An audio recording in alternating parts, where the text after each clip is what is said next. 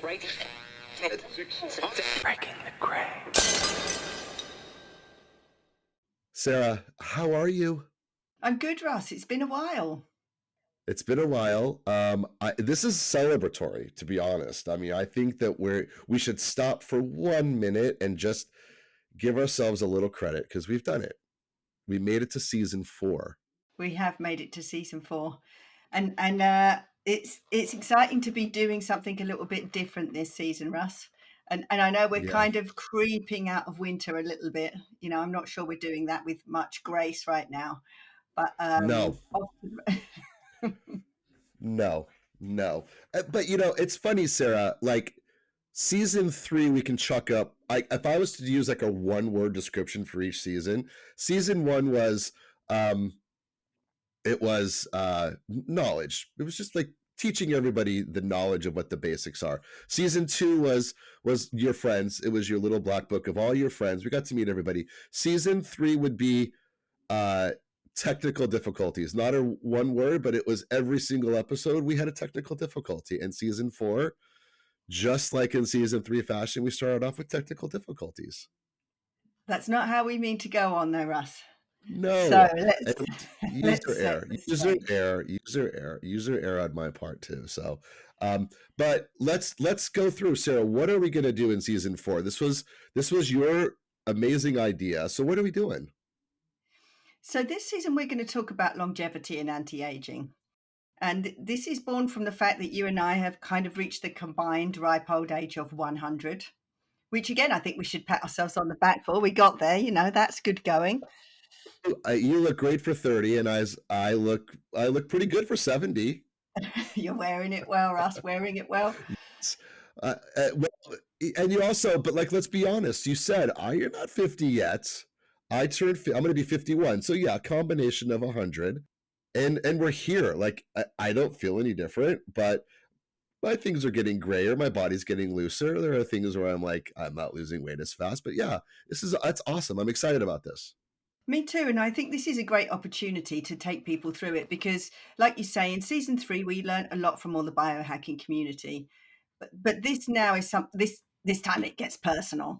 This time we need to kind of look at that and apply, because there's no reason at all why we can't take the measurements and then start to improve on those various markers that indicate kind of aging and longevity. And yeah, maybe, it's a bit of a cliche to say reverse the clock, but at least, try and prevent any chronic illness, make sure that we're kind of functioning the best way that we can be. And actually last year I had quite a few revelations about different health practices. So I'm hoping we can bring some of that into what we're talking about this season. That's great. And I think there's 2 things you said there. One is, what are those measurements and what are those markers that we should be looking out for? Because those are all things we can tell our audience to go do the same thing and ask their doctors for some of these special tests, which I've done. I will tell you, I've done those. But what are the ones that you think are the most important for us to measure? So maybe not the most important, but the most interesting. So a lot of the longevity research, and people are kind of into it now. And I think anybody who's been following Brian Johnson of Kernel, that's kind of like the extreme way that he's doing it, where he's taking many, many measurements and then using some computer algorithm to decide, what health procedures he does. But I mean, to go some way to that so that you at least have a baseline. So going to the doctor, getting a checkup, getting at least a baseline of your hormone profile, looking at your blood work, looking to make sure you haven't got any inflammation. We're also going to be talking to a company that looks at epigenetic markers and methylation, which is really interesting because, there is a lot of science now to back up the fact that you can have an epigenetic age, which may or may not match your chronological age. And we'll find out what ours is when we talk to the guys who've done our measurements there. But I think if you don't measure it, you don't know. So one of the things we're going to start with is taking all the measurements, even as simple as journaling, doing your BMI, what is your body weight, what is your height and your weight. That's where we're going to start because we need a baseline. And I think for both of us, we have got a few chronic health conditions we need to look at. You've talked a lot about how you had cancer in the past. And in my DNA profile, I have the double allele for APOE4, which again we may go into a bit later, but that's a genetic marker that predisposes for Alzheimer's disease. So we're both working on different things, but I think it's good to kind of get your baseline, find out where you are, and then set a goal for where you want to be for 6 months. So that's something that we'll be doing. Yeah, and I've taken a sneak peek at my numbers, at some of the numbers, and some are alarming. But I mean, I think in general, pretty good with being in kind of the mid range on everything. Like I'm not at like crazy ranges. I do take daily medication. I do take daily supplements, the things we can talk about and things we'll go into as well. I did an interesting test though, I will say, and actually I haven't talked to you about this one, is I did a calcium test for my heart, which is a very quick 3-minute CT scan where they don't inject you with anything. You go, you sit, you wear your clothes, and they just do a quick scan of your heart. And it was fascinating. And what it does is it gives you the markers for any calcium buildup or hardening of your arteries within your heart. And because I had my heart radiated when I was in my 20s, I've always been worried about, well, the doctor said you're going to have a hardening of your arteries when you get to be in your 50s. And quite honestly, I was very afraid to get it because I've had some irregular heartbeats and I'm not exercising as much. And my test came back actually better than normal range. I'm actually in a good range. So, I mean, for as bad as I've been to my body, I am not destroying my heart as quickly as I thought. But those are all things that, like, as quantifying myself, really getting a chance to see what's happening in our bodies and really using those numbers to now take action. And that's exciting. That's really exciting. That's great. And that's great news on that calcium test. That's cool. That's Yeah. cool because, Yeah. like you say, one of the things you're worried about is your heart. So part of it is giving yourself that power that you either find out and you get the all clear so you stop worrying, or you find out that there's an issue and then you set up a program to deal with it.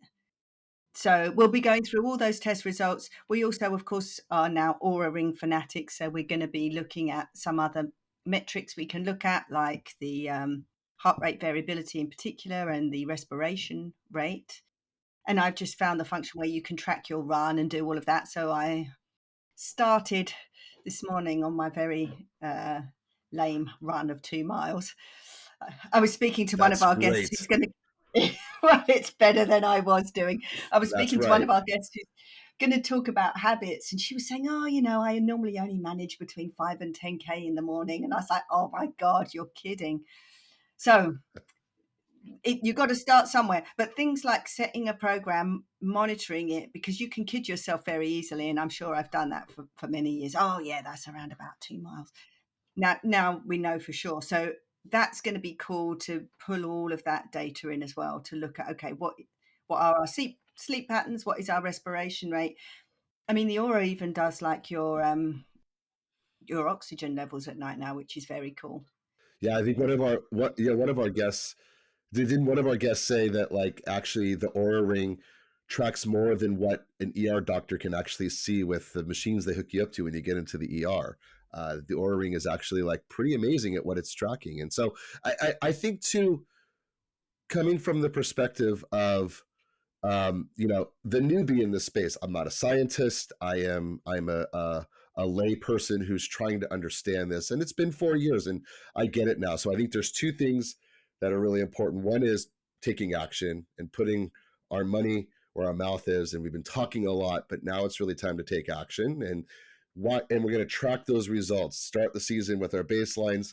End the season with how did we do, and really look at those numbers. Does that sound like something we'll do? Okay, good. Because I think I want to see, can I actually, do something with a purpose here and make a difference, because I'm feeling it. Like I feel my age, which normally I'm like, I'm invincible. I am not invincible anymore. I feel it. So it'll be fun to do.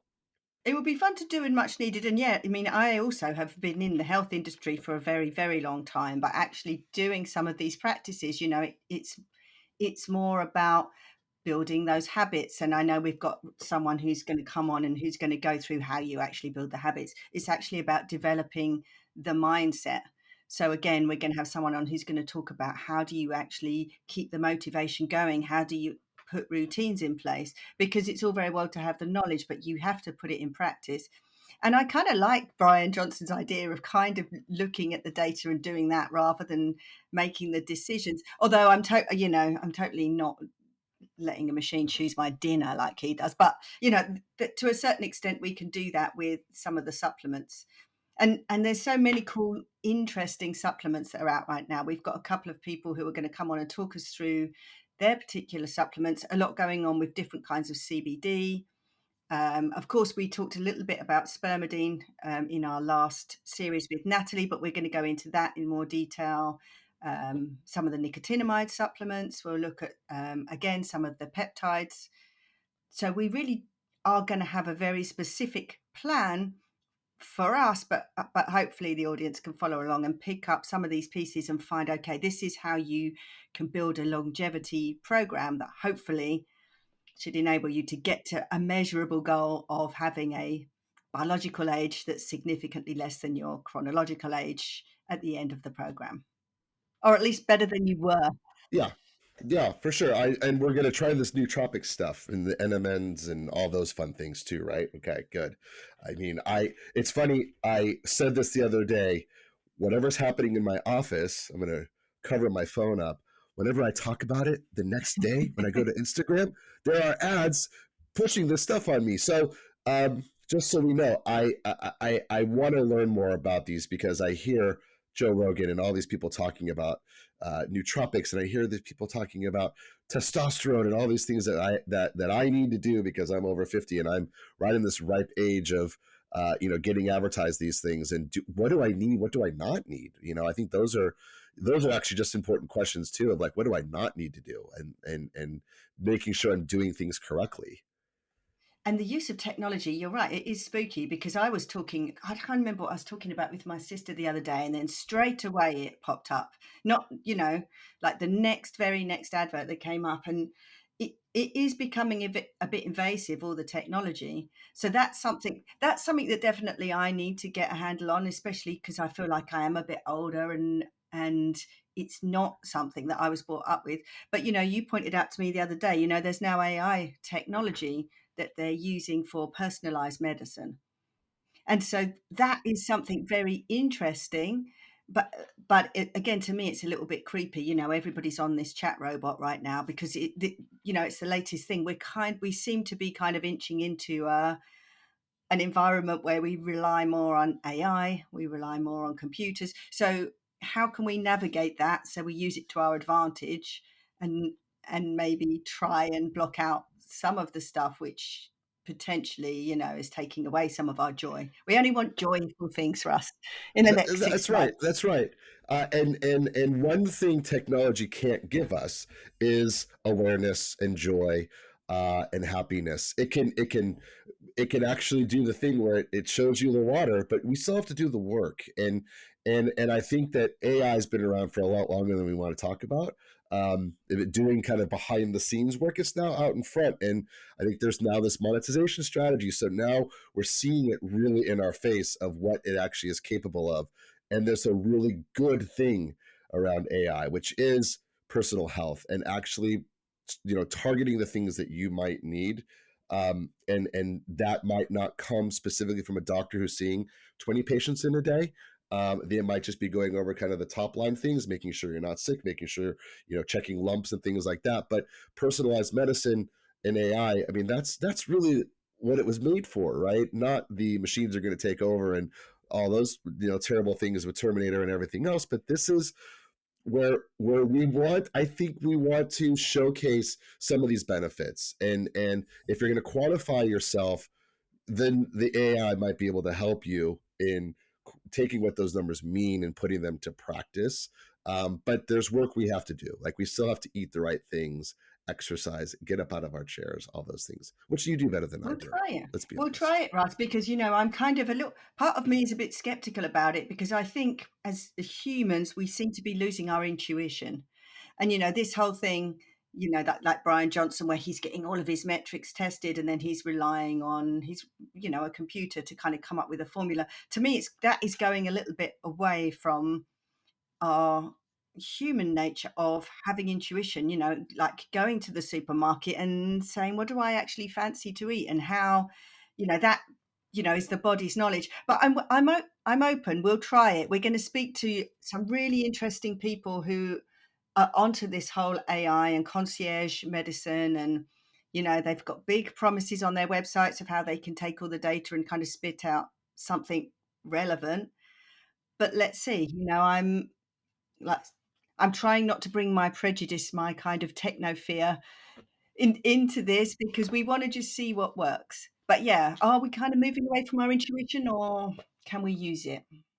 And I think we always have to use it because our gut, as you've taught me, our gut says a lot, and so that's important. But I want to point out a couple things that, like, we are over advertised to. Like, wherever we go, something is screaming at us, and mainly because we live in America, but something's screaming at us to purchase it because it's right for us. And I think what we want to maybe dispel is that not everything is right for you. We talked to an endocrinologist who talked about hormones, right? And like, maybe jacking yourself up with a bunch of testosterone isn't the right thing to do, but maybe there's the right amount of testosterone that you should be taking a look at, or maybe you shouldn't be doing it at all. Maybe men should be taking estrogen shots. Like, those are all things that, like, dispel a bit of the advertising and the marketing that's coming our way. And I'm hopeful that we can do a bit of work to provide the right tool set so that others can use it. We're not doctors, but what we provide is at least some guidance of, making smarter choices and being smarter about what you're putting in your body and what you're doing to yourself. And I can say to you, you've told me over and over again, stop looking at your phone in the morning. Stop looking at your phone in the morning. Get outside and see the sunrise. I'm still looking at the phone in the morning. I'm still not doing it. So all those things that you teach me, I'm still not doing. So we have to follow through with those things, and we have to do the right work here to do it. And I'm willing to do this, and I want to do this with you. Yeah, that's definitely key, is action and implementation of the knowledge. So we're going to have a program, and we're going to kind of make a little pact to stick to it. And if we fall off the wagon, then we need to know why and try and work out what's going on behind that. But you're right, we need to look at what's the low hanging fruit that we can do. And for me, that's always the environmental piece. But I have been struggling to, like, do this whole sunrise thing because I've moved back to England, and it's not Let's be honest, though. pleasant. It's just not as pleasant. No, but the sun comes up at 9 a.m. So at least you're like, you could get up, have some tea. You've read 4 books, and then the sun comes up. But you sit in the dark. You can't sit with your lights on, Russ. That's the point. That's true. But oh my God, that's true. You have to do it in the dark. But actually, no, we're kind of getting to spring now, so things are getting a lot easier. The sun rises here at 6:45. So we need to look at that. That's kind of the easy stuff we can do. And then we're also going to look at some of this new crazy tech that's coming out. I went to CES this year and kind of got an insight into what's coming down the pipe. I also started a startup company where I've got my own red light company, because I didn't see anything that was kind of addressing that kind of gut-brain connection that we've talked about a lot. So we'll talk a little bit about that product, a red light product. But there are lots of different devices that are using electromagnetic fields to hack. I think we can still call these a biohacks, although that word's becoming more and more unpopular. But you can still use it to hack your physiology and find a way that you can address your circadian biology, work out your hormones, and do it in a way where you're not like Brian Johnson in a cellar in Venice Beach for like 24 hours a day under some machine. We're going to find a way to make it work so that it is fun, it is interesting, it is engaging, but we are definitely going to try some of these more outrageous hacks and see where that gets us in 6 months' time. Perfect. Let's do it. We're in. Let's do it, Russ. We're doing it. Okay, I'll see you next week for the first See you next episode. All right, wonderful. Take care, Russ. Let's do Bye-bye. it. Thanks. Bye. Breaking the gray.